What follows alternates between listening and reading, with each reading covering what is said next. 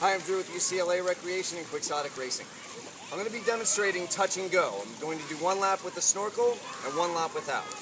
Now, sometimes you can do touch and go where you're actually touching your hands. One hand touches, the other one goes. But what I prefer to do is have my hands about thumb distance apart, and that way when they come in the water, they're not coming in this kind of no man's land. So in neutral alignment, this area right here isn't really necessary to pull. It doesn't really give you much leverage. Your pull exists from here out. Okay? So touch and go, your arms are going to come in right next to each other. As soon as they're next to each other, that's when the other one goes. Check it out. See how you like it.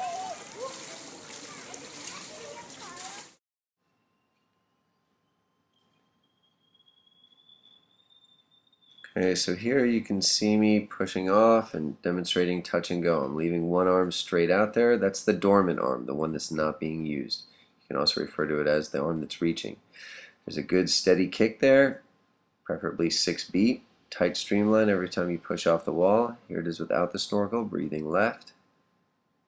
And again, steady 6 beat kick. That kick will help propel you through the water as you do it. Okay. Here's the underwater version. Notice the high elbow, early vertical forearm. And you can do a head touch with touch and go. What that does is it purports to get a nice high elbow through every recovery portion of the pull.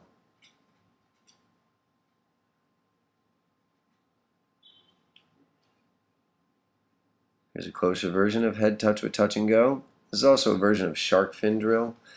So shark fin drill, you would kind of just hold your hand on your head there, so it looks like a shark fin. And then you just return it right out in front. As soon as it returns out in front, you can pull with the other arm. And this is a developing swimmer doing it. He's doing it a little faster. I had him wear fins.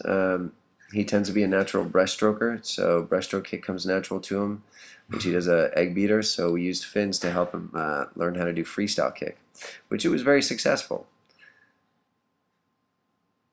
He was very tired after that drill. And here's another version of touch and go. She's wearing a pull buoy. What a pull buoy will do, it'll keep your hips up a little higher in the water. So if you have a tendency to have your hips and legs sink, which could be caused by your head being lifted up too high, a pull buoy will kind of alleviate that. And there's a nice rotation, breathing to the side. Head is down.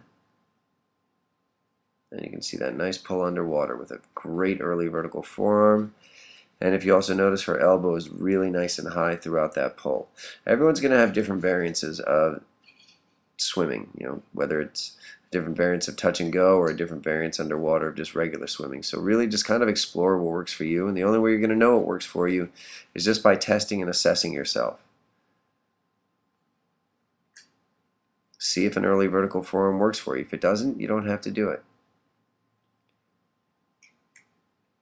But if it does, it certainly will help you immensely.